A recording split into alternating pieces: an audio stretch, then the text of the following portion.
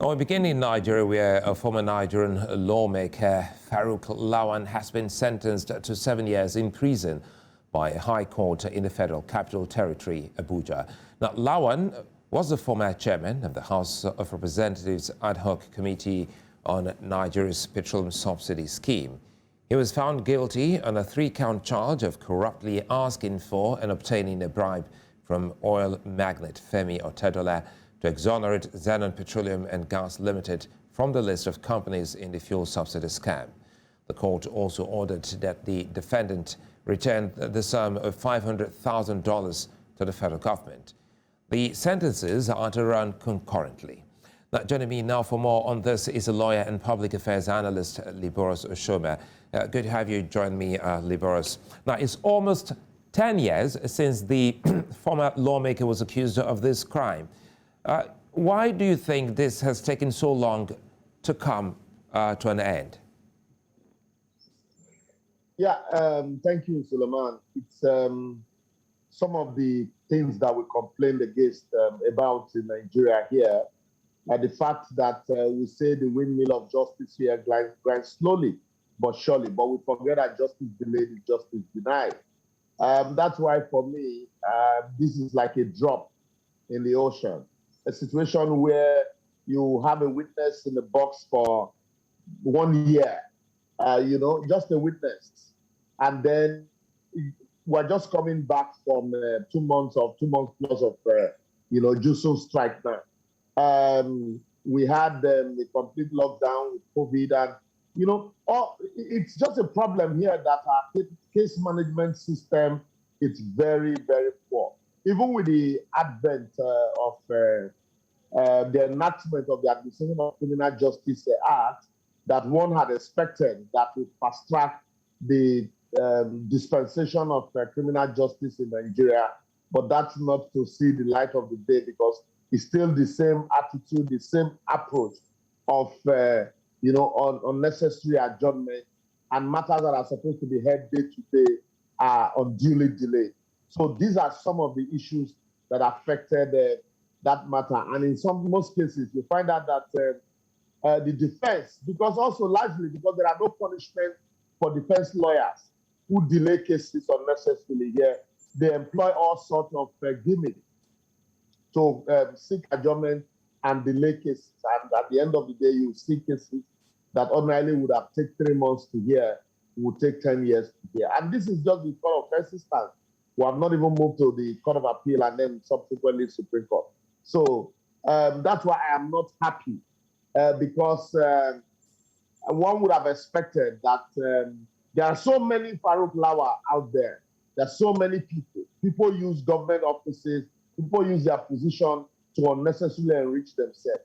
If our dispensation of justice is timely and fast enough, there will be more respect for the rule of law here.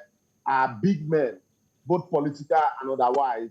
Let me comment here quickly, Liboros. Very quickly, they will know that their actions, there will be consequences for their action at the end of the day, whether they are in peace or when they leave office. That's a particular judgment is coming to a lot of Nigerians as a big surprise, because many didn't know that this case was still in court. So what do you think that this will mean in the fight against graft in the country at the moment?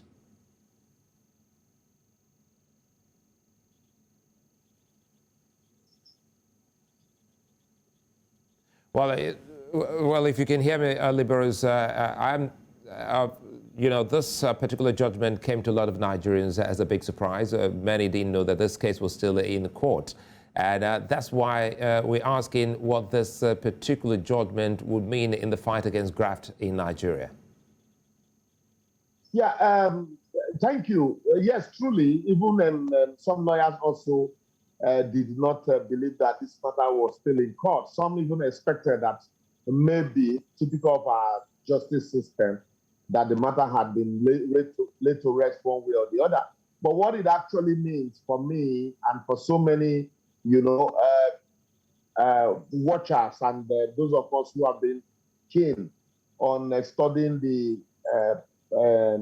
anti-corruption climate in Nigeria it's that it is not encouraging, really. Like I said, it's not encouraging that it will take 12 years or 10 years, as the case may be, to decide a matter at the court of first instance, a matter that is as clear as this. 3-count charge, the man demanded and collected bribe.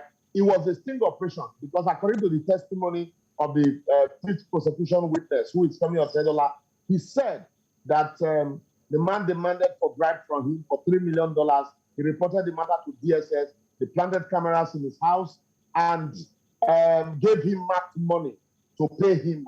And one would have expected that this is a straightforward matter, open and closed.